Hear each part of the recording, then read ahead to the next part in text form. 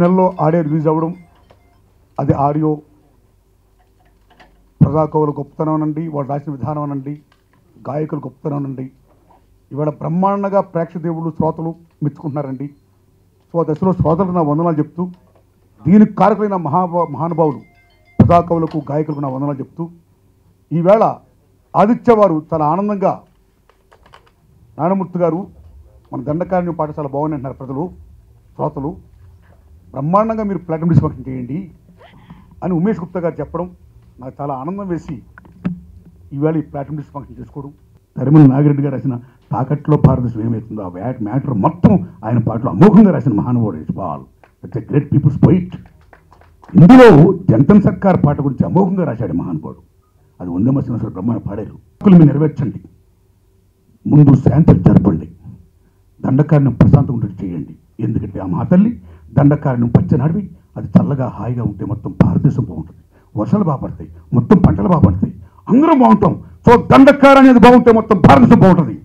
కాబట్టి దండకారణ్యంలో ఉన్న ఆదివాసీలు, మిగతా ప్రజలు, ఇటు పోలీసులు, ఇటు నక్సల్స్ అందరూ కూడా ఆనందంగా ఉండాలని, శాంతి జరపాలని ఈ చిత్రం ద్వారా నేను చెప్పానండి. ఏ మేరకు నేను సఫలీకృతం అయ్యాను, ఏ మేరకు నేను చెప్పగలిగాను, చూసిన ప్రేక్షదేవుడు చెప్పాలి, బాగుంటుంది, ఆదరించాలి. ఈ డిమాండ్ని ప్రేక్షదేవుడుగా మీరు కూడా ఒక భారతీయులుగా ఈ డిమాండ్ మీరు పెట్టాలని పార్లమెంట్లోని అసెంబ్లీలో ఉన్న ఎంపీలు, ఎమ్మెల్యేలు, ముఖ్యంగా ఆదివాసీ ఎంపీలు, ఎమ్మెల్యేలు అందరూ కూడా మీరు డిమాండ్ చేయాలని నేను కోరుకుంటూ, ఆ రోల్ మొత్తం దేశంలో ప్రతి ఒక్కరు కూడా ప్లే చేస్తానని ఆశిస్తూ ఉంటానండి. Thank you very much. మా నాన్న తర్వాత ఆయన పదాలకు, ఆయన పాదాలకు తల ఆనించేటువంటి ఏకైక వ్యక్తి గద్దరన్న.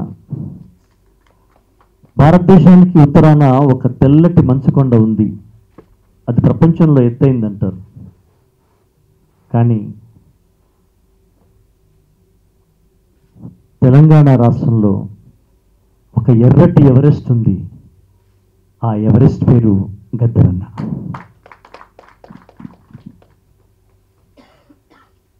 నాకు ప్రియమిత్రుడు, నా అనేక పాటలకు తన బాణీలనిచ్చి తన భాస్వర స్వరంతో ఈ తరానికి వందే మాతరంలాగా నా పాటల్ని అందించినటువంటి సోదరుడు వందే మాతరం శ్రీనివాస్. అలాగే నేను మనసులో ఉన్న మాట ఎప్పుడు నారాయణమూర్తి గారికి చెప్తాను, కానీ వాళ్ళు మీకు ఓపెన్గా చెప్తున్నా. నేను సినిమాల్లో పాటలు రాస్తే మిగతా రైటర్లు ఎవరు అన్న విషయాన్ని పెద్దగా నేను ఆలోచించను. అది ఎంత పెద్ద భారీ రచయితలైనా సరే. కానీ ఒకే ఒక్క వ్యక్తి ఈ సినిమాలో పాటలు రాస్తున్నాడంటే వెంటనే నా పెన్నులోకి ఒక చైతన్యం, ఒక చిన్న జాగ్రత్త, ఓ చిన్న భయం, ఓ చిన్న ఛాలెంజ్, ఓ చిన్న సవాల్, ఒక చిన్న పరీక్షలో కూర్చున్న విద్యార్థుల్లో కలిగేటువంటి విజయోత్సాహంతో కూడుకున్నటువంటి టెన్షన్ నాకు వస్తుంది అంటే అది ఏకైక వ్యక్తి గోరటి వెంకన్న రాస్తున్నాడు ఆ సినిమాలో అంటే.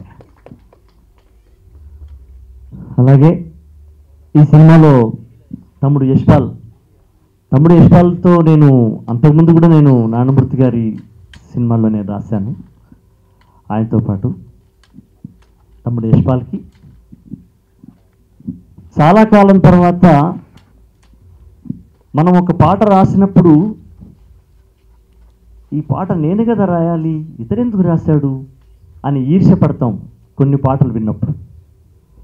అలాంటి ఒక ఈర్ష్య కలిగించేటువంటి పాట, అసూయ కలిగించేటి పాట నేనెందుకు రాయలేదు ఇన్నేళ్ల నా ప్రస్థానంలో అని నేను ఉడుక్కున్న పాట, కుళ్ళుకున్నటువంటి పాట ఇస్తున్నటువంటి రెమ్యూనరేషన్ని నాకు 20 ఏళ్ల క్రితమే మొదటిసారి ఇచ్చినటువంటి ఏకైక వ్యక్తి నారాయణమూర్తి గారు. నేను ఆయనకు ఫోన్ చేసి చెప్పాను, సార్ నాకు 1116 ఇస్తున్నారు, మీరు ఇంత అమౌంట్ ఇచ్చారు, వద్దు సార్ ఇది కరెక్ట్ కాదేమో, నేను అబద్ధం అన్నట్టు అవుతుంటే ఎర్గా తీసుకోండి అన్నాడు నారాయణమూర్తి గారికి పాట రాయడానికి ఆయన ఆఫీస్కి వెళ్ళినా, ఆయన దగ్గరికి వెళ్తే అత్తగారింటికి వెళ్ళినటువంటి ఓ బిడ్డ తల్లిగారింటికి వెళ్ళినట్టుగా ఉంటుంది తప్ప పాట రాసినట్టుగా ఉండదు, పాట రాసి నిర్మాత దగ్గర పోయినట్టుగా ఉండదు, మాత దగ్గర పోయినటువంటిది కానీ నిర్మాత దగ్గర పోయినట్టుగా ఉండదు. భారతదేశం ముద్దుబిడ్డ సుభాష్ చంద్రబోస్ నెంబర్ 1 అయితే, రెండోది చే గువ్వర్ అయితే, మూడోది మల్లుజుల కోటేశ్వరరావు. ఆయన పెద్దపల్లి బిడ్డ. నిజంగా నా వేషం కోటన్న వేషం, ఆయన తల్లి మధురమ్మ వేషం తల్లి వేషం. ఆ తల్లి బిడ్డల అటాచ్మెంట్, సెంటిమెంట్ అండ్ బాండేజ్ ఏమైతే నేను చూపించాను, ఆ మహానుభావుడు సినిమాని చూసి ఆ బంధాన్ని గొప్పగా మెచ్చుకొని ఇంత బ్రహ్మాండంగా మాట్లాడినందుకు నేను నిజంగా సఫలీకృతున్నయ్యాను అన్నంత ఆనందపడుతున్నాను. నేను వెంటనే నా సినిమా పెద్దపల్లి వెళ్ళి ఆ కోటన్నగా నా మహాతల్లి మధురమ్మకు చూపించాలని నాకుంది. థ్యాంక్ యూ అన్నయ్య. ఈ పాటలు మేము ఊరికే ఈ సినిమాలో వచ్చిన పాటలు, భారతదేశం భాగ్యసీమరా ఖనిజ సంపదకు కొదువలేదురా, బంగారు పండెడు భూములున్నాయి, సాగు జరగని జీవనదములు, సకల సంపదలు గల్ల దేశముల దరిద్రం ఎట్లుందో నాయన. చిన్నప్పుడు ఎన్నిసార్లు వాడుకునే పాట. ఆ తర్వాత ఇందులో ఉన్న సినిమాలని, పొద్దు తిరుగుడు పువ్వు పొద్దును ముద్దాడే, తొలి పొద్దును ముద్దాడే, అడవిలో వెన్నెలమ్మ ఆకుల ముద్దాడే, చిగురాకుల ముద్దాడే. అప్పటి నుంచి ఇప్పటి వరకు అన్న పాదముద్రంట. ఆయన ఆస్తులతోని ఊరికే మేము చెప్తే మా స్థాయికి సరిపోయింది. ఒక పాల్ రాబ్సన్, ఒక బాబ్ డిలాన్, ఒక బాబ్ మాల్వే, ఒక బెల్లీజ్, ఒక హయ్యెస్ట్ రెవల్యూషనరీ, ఒక షైనింగ్ పాత గెరిల్లాల ఆక్రోశం, ఒక లాటిన్ అమెరికన్ జపటిస్టా, మెక్సికన్ జపటిస్టా రోలా ఆర్తి లాంటి ఒక ఆర్తి, మొత్తం ఒక రష్యన్ విప్లవంలో, చైనా విప్లవంలో జరిగే ఒక ఆర్తి. భారతదేశం విప్లవానికి అతీతం కాదు. అది ఎట్లా వస్తుంది, ఎవరు వస్తుంది, ఏ టైం అయినా విప్లవం సత్యం. అది ఎన్ని ఓట్లు, నదీ ప్రవాహం, గోదావరి ప్రవాహం కాస్త నీళ్లు తగ్గినా మళ్ళీ వరదై పొరకటం, కాలక్రమంలో ఖాళీలు పూరించి చరిత్ర తనను తాను పూరించుకుంటుంది. ఆ పూరించుకునే క్రమంలో ఆ విప్లవానికి కోట్లాది మందిని కదిలించి ప్రపంచ స్థాయిలో మన భారతదేశంలో మేము చెప్పుడేంది ఒక అంటే మీరు సెలబ్రిటీ రజనీకాంత్ వరకు కాంత్ లేకుండా మహాకవులు, హిందీ కవులు కానీ, జావేద్ అఖ్తర్ లాంటి వాళ్ళు కానీ, ఇక్కడున్న సినారి లాంటి వాళ్ళు కానీ ఆయన మీద ఆ ప్రేమ ఉంటుంది. ఇందులో ఈ సినిమాకు సంబంధించి అట్లా ఆ పాట నేను ఇంత వాడినా కదా, భారతదేశం భాగ్యసీమరా ఖనిజ సంపదకు కొదువలేదురా. అసలు ఆ స్థాయిలో ఇప్పటి ముసలిగైతే మేమైతే తెలియదు. అట్లా పాడి మా అన్నయ్య అట్లా చేసిన పెద్ద ప్రజాయుద్ధనక మహాకవి గద్దరన్నయ్య, ఆయనతో పాటు మేము పాటలు రాసే భాగ్యం జరిగింది. తర్వాత ఇన్నేళ్ళు నారాయణమూర్తి తన ఆయన ఎంత చెప్పాడంటే ఆయన కోరుకోడు, సందర్భం కాకపోయినా కానీ ఒక విప్లవాత్మక సినిమాలు. ఈ సినిమాకి ప్రత్యేకత అంటే బాలగోపాల్ ఆ రుద్రగోపాల్ హరగోపాల్ సార్ లాగే ఉన్నాడు. తర్వాత ఎస్పీ ఒరిజినల్ ఎస్పీ లాగే ఉన్నాడు. తర్వాత ఆ ట్రైబల్ అబ్బాయి, చిన్న అబ్బాయి, ఉద్యమం మహత్తర ఉద్యమం, జనతన సర్కారు, విముక్తి ప్రాంతం. ఇందాక గద్దరన్న ఒక గొప్ప మాట అన్నాడు, నీ జన్మ ధన్యవరా, మేమందరం ఇంత మంచి కవులు రాసే పాటలు నీకు పాడే అవకాశం వస్తుందని చెప్పి అన్నాడు. నిజం గద్దరన్నకి నేను నమస్కారాలు తెలియజేసుకుంటాను. ఎందుకంటే గురుగారు నన్ను సంగీత దర్శకుడుగానే కాకుండా నేను ఒక గాయకుడిగా స్థిరపడటానికి, ఒక గాయకుడిగా ప్రూవ్ చేసుకోవడానికి కావాల్సిన ఎన్నో పాటలు నా చేత పాడించి నాకు ఈ గుర్తింపునిచ్చారు. ఆయనకి నేను జీవితాంతం రుణపడి ఉంటాను. మన తిరుపతన్న రాసిన ఈ పాట గురుజీ. కమ్మనైన అమ్మ పాట ఎంత మధురమో,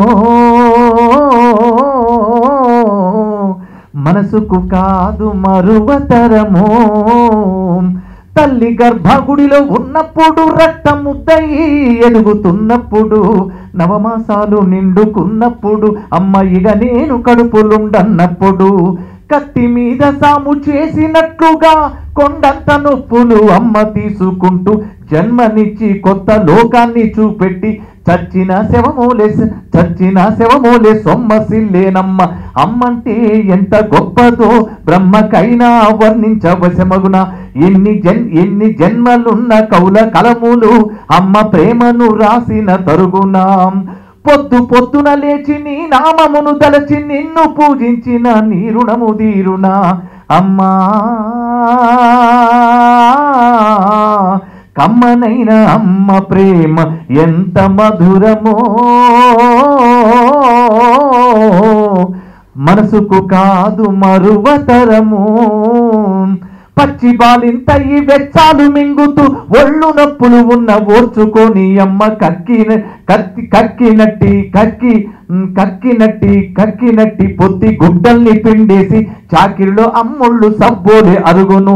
చిన్న నోట అమ్మ అమ్మ అని అంటే గావురంగనే మారాము చేస్తే పావురంగా అమ్మ చెంపను గిల్లి ముద్దాడి సంకన ఎత్తుకుంటది. రత్నమా మెరిసే ముత్యమా నా బంగారు కొడుకని అంటది.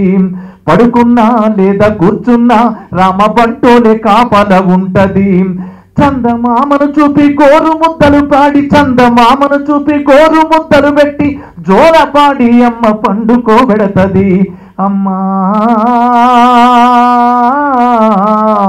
కమ్మనైన అమ్మ పాట ఎంత మధురమో మనసుకు కాదు మరువతరము. తప్పటడుగులు వేస్తూ ఉన్నప్పుడు నేను అదుపు తప్పినే పడ్డప్పుడు అది చూసి అమ్మ పిరవీరా ఊరికొచ్చి దెబ్బ తాకినని ఒళ్ళంతా చూస్తుంది. ఆస్తి పాస్తులు ఎన్ని ఉన్నా లేకున్నా మేడ మిద్దెలు ఎక్కలేనన్ని ఉన్నా కన్న కడుపే మేడ మిద్దెలనుకుంటది. కన్న తీపే కడుపు ఆస్తులనుకుంటది. జ్వరమొచ్చి ఒళ్ళు కాలితే అమ్మ ఒంటి నిండా అమ్మ గుండె నిండా బాధ ఉంటది. ఓ దేవుడా నా కడుపును కాపాడమని వేడుకుంటది. అందరూ చూడండి ఇదే పాట.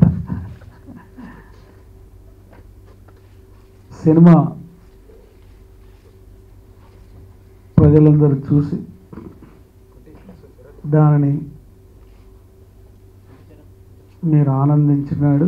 ఈ కవులము కళాకారులు అందరము సామాజిక ప్రయోజనం నెరవేరినట్టుగా మేము ఆనందపడతాం. ఇంతవరకు దాకా చాలా రోజుల తర్వాత అశోక్ కానీ మన వెంకన్న కానీ తర్వాత వీళ్ళు మాట్లాడుతుంటే మళ్ళీ క్లాస్ మొదలైందిరా అనుకున్నా. అంత విశాలంగా వాళ్ళు ఎక్స్ప్లెయిన్ చేశారు. చరిత్రను రికార్డ్ చేయాలంటే కొన్నిటిని చూడాలి. అట్లనే సినిమా ఇండస్ట్రీలో వేరే సినిమాలు వచ్చిన సినిమాల గురించి నేను డిబేట్ పోదలుచుకోలే. దేని చరిత్ర దానికి ఉంది, ఎవరి కథనం. కానీ నారాయణమూర్తి తీసిన క్రమము భూమి సమస్యతో కూడుకున్నటువంటి ప్రధానమైన ఈ దేశంలో ఉన్న భూమి సమస్య, భూమితో ఇంటర్ రిలేటెడ్ కల్చర్. మేమందరం కూడా ఎక్కడున్న అశోక్ కానీ మా అమ్మ పెద్దన్న హనుమంత్ కానీ ఎవరు కానీ మిత్రులు కానీ వీళ్ళు అశోపాలు కానీ తమ్ముడు రాష్ట్ర ఈ పాటలన్నీ భూమి సమస్య అంటే కన్నతల్లి అంటది నా కడుపులో ఉన్నప్పుడు తిండి బట్ట గూడు సమస్య లేకుండే బిడ్డ, కానీ నా కడుపు నుంచి నువ్వు భూతల్లి మీ ఒడలో పడంగానే ఈ 3 సమస్యలు మొదలైతేనే. అందుగురించే నువ్వు కే అని ఏడుస్తావు. కడుపులో ఏడవలే, బయటపడ్డానికి ఏడ్చినావు. అదే పోరాటం, అదే తిరుగుబాటు. ఆ చైతన్యంతో బతుకని తల్లి నీళ్లు చల్లి దీవెన పెడతాడు. That is the life, that is the life. కన్నతల్లి పెంపుడు తల్లి భూమి. ఆ భూమి గురించి, ఆ భూమి మీద ఉన్న సంపద గురించే కదా మొత్తం యుద్ధాలన్నీ జరుగుతున్నాయి. కాబట్టి ఇక్కడ మొత్తము సినిమా రంగాల్లో చూసినప్పుడు భూమి సమస్య దిక్కు తీసుకుపోయి ఆ భూమి చుట్టూ విముక్తి, భూతల్లి విముక్తి కోసం జరిగిన సినిమాలలో క్రమంలో జరిగితే అశోక్ చెప్పినట్టు నారాయణమూర్తి బ్రదర్ తీసిన సినిమాలన్నీ ఒకసారి పెట్టి చూస్తే ఆ క్రమం ఒక చరిత్ర రికార్డ్ అవుతుంది. That is the history. Venkanna చెప్పినట్టు మరి భూమి నిజమేనే, మరి కొట్లాడి మళ్ళీ ఇంకోటి రాజ్యం వచ్చిండు అనుకో, వాడు మొదటికి వస్తాడు కదా. భూతల్లి ఏ విధంగా ఉన్నదో విశాలంగా అటువంటి సమాజం రావాలి. కాబట్టి అటువంటి దానికి సినిమా ఉండాలి. అంటే ఇంత గొప్ప ఫిలాసఫీ మనం చెప్పారు ఈరోజు. అందు గురించి నేను ఈ సినిమాను పల్లెల్లోకి వెళ్ళాలి, దాన్ని తీసుకెళ్లే క్రమంలో మాలాంటి వాళ్ళం చేస్తున్నాం. ఇంకా రాబోయే కాలం ఈ ప్రజా వాగ్గేయకారులు, దట్ ఈస్ దేర్ హిస్టరీ. ఎందుకంటే వాళ్ళే రాసి, వాళ్ళే పాడి, వాళ్ళే యాక్ట్ చేసి, వాళ్ళే సత్య అని చెప్పి తీసుకుపోయే క్రమం మొదటి వాళ్ళం కాదు, చివరి వాళ్ళం కాదు. చాలా పవర్ఫుల్గా ఉంటారు.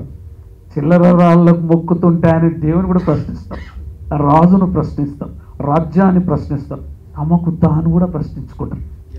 దట్ ఈస్ ది గొప్పతనం. వాళ్ళేవి ఎక్స్క్యూజ్ చేయ అందుగురించి ప్రజలు చేస్తారు. నిజంగానే ఆయన అన్నట్టు మొన్న స్టేట్మెంట్ ఇచ్చినట్టు మేము అడవి దాటి ఆ కీకారణ్యంలోకి పోయి వాళ్ళతో మాట్లాడతాం.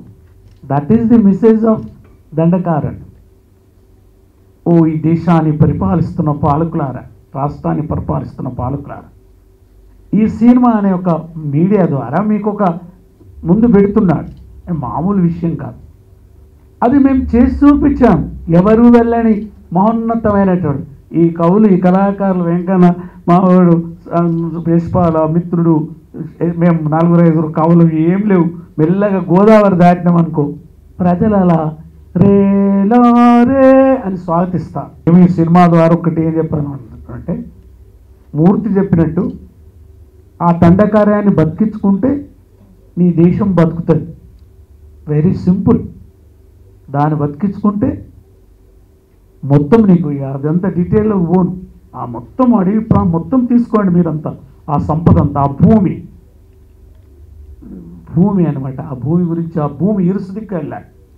ఆ ఉద్యమాలు, ఆ భూమిలో ఉండేటటువంటి సంపదనంతా మన దేశానికి వచ్చినట్టయితే ఇక్కడ సంపద ఇక్కడనే ఉపయోగపడాలి.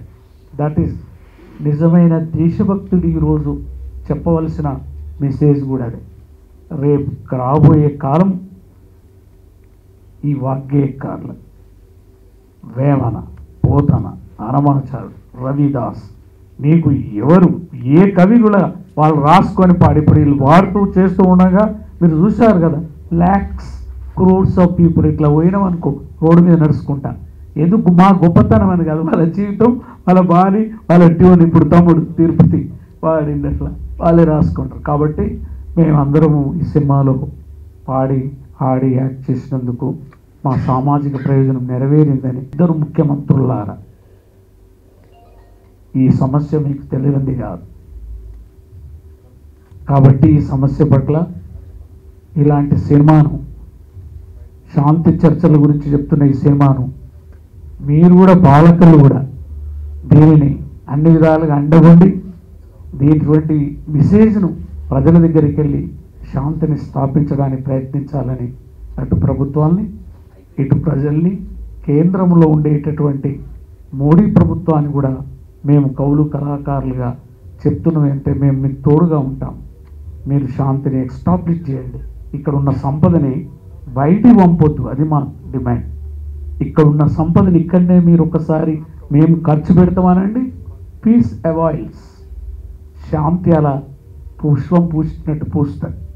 కానీ ఇక్కడ సంపద మొత్తం తీసుకొని పోదామంటే ఆయన చెప్పినట్టు నీ దేశమే పోతుంది, నీ గుండెకాయనే పోతుంది, నీ సంపద అంతా పోతుంది, నీ మొత్తం భారతదేశం సంపద అంతా పోతుంది. అప్పుడు మాలాంటి కవులు కళాకారులు మేము కూడా హెల్ప్లెస్ అయిపోతాం. ఓ పాలకులారా, ఇలాంటి సినిమాను, ఇలాంటి మెసేజ్ను తీసుకుపోవలసిన బాధ్యత మీకు కూడా ఉంది. శాంతి గురించి మాట్లాడుతున్న ఈ సినిమాను విజయవంతం చేయాలని అడవిలో మన గోరేటెంకని చెప్పినట్టు అడవిలో ఉండే చిన్న చిన్న పొరపాట్లు జరుగుతున్నప్పుడు అక్కడ ఉద్యమకారులు కూడా అక్కడ ఉండేటటువంటి ప్రజల పట్ల, ఆ ప్రజల మీద జరుగుతున్నటువంటి ఏదన్నా దౌర్జన్యాల పట్ల కూడా వాళ్ళు చెక్ చేసుకోవాలని కూడా మేమందరం ఇక్కడ నుండి విజ్ఞప్తి చేస్తున్నాం. రిగార్డింగ్ దట్ మూమెంట్, ఎవరు పాలసీ మేకర్లు, అక్కడ ఉన్న చీఫ్ మినిస్టర్ తెలుసు మాకు, ఇక్కడ ఉన్న మంత్రి గారు తెలుసు, వాళ్ళకి తెలుసు. ఈ ఉద్యమాల గురించి కూడా తెలుసు. 40 ఏళ్ళ నుంచి 60 ఏళ్ళ నుంచి జరుగుతున్న ఉద్యమం వాళ్ళకి బాగా తెలుసు. ఇంకా ఎందుకంటే నెట్వర్క్ ఉంది, మిషనరీ ఉంది, వాళ్ళకు అన్నీ ఉన్నాయి. మాకేం చిన్న ఇన్ఫర్మేషనే, వాళ్ళకి తెలుసు. కేంద్రాన్ని పరిపాలిస్తున్నటువంటి కేంద్ర ప్రభుత్వాన్ని కూడా రోల్ ఉంది. దండకారణ్యంలో పీస్ ఎవాల్వ్ కావాలంటే the central has to take. వీళ్ళిద్దరే కాదు, వీళ్ళ వెనుక ఇంకో ఆయన ఉంటాడు. అది కనిపించని శక్తి, అక్కడ పోతుంది సంపద అంతా. ఇంత విశాలమైన విషయాన్ని చెప్పడం ఓ చిన్న సినిమాలో, ఓ చిన్న తనకున్న బడ్జెట్లో తనకున్న మిత్రులతో సాధ్యం ఎట్లయింది?